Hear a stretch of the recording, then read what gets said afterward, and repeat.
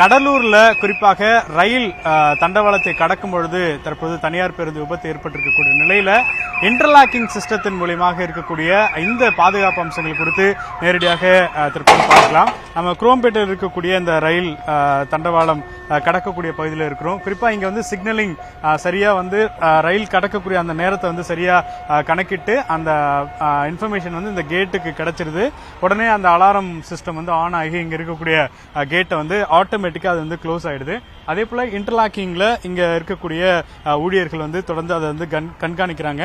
இந்த locking system அப்படின்னா குறிப்பா இதுதான் வந்து இன்டர்லாக்கிங்கினுடைய கீ.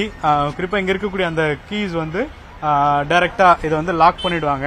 இதை வந்து எடுத்து லாக் பண்ணிட்டாங்க அப்படின்னா ட்ரெயின்ஸ் வந்து இந்த பர்டிகுலர் டைம்ல வந்து வண்டி வந்து கிராஸ் ஆகக்கூடாது. ஸோ அது வந்து அப்படி மாறி இருந்துச்சுன்னா உங்களுக்கு வந்து இதுவாகும்.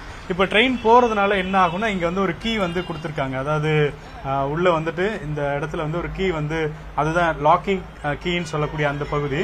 ஸோ இங்க வந்து அந்த கீயை வந்து லாக் பண்ணிட்டீங்க அப்படின்னா ட்ரெயின் வந்து போகலாம் அப்படின்ற சிக்னல். ஸோ உங்களுக்கு வந்து அந்த சிக்னலும் வந்து எந்த ட்ரெயின் வந்து இப்போ கிளம்ப போகுது கிரீன் சிக்னல் வந்து கொடுத்துட்டாங்க.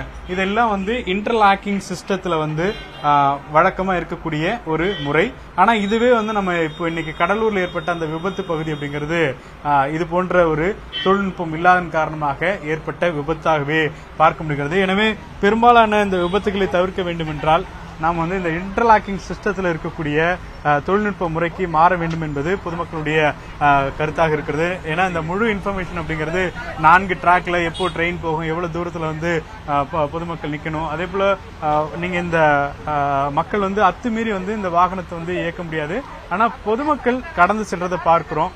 பொதுமக்களை பொறுத்தளவுக்கு ஏன்னா இது ஒரு 10 நிமிடங்கள் 15 நிமிடங்கள் வரைக்கும் கேட் க்ளோஸ் ஆகுது அப்படின்னா பொதுமக்கள் வந்து அதை கொஞ்சம் கவனத்தோட வந்து கிராஸ் பண்ணி வர்றதை நம்ம பார்க்கிறோம். ஆனா வாகனம் வந்து உள்ள வர முடியாது. ஆனா அதே வேளையில ஒரு சில இருசக்கர வாகனங்கள் இதை வந்து குறிப்பா ஆபத்தை உணராமல் அவங்க வந்து பயணிக்கிறத பார்க்கிறோம். ஏன்னா இப்போ நிறைய இடங்கள்ல வந்து மேம்பாலங்கள் அமைக்கப்பட்டிருக்கும்.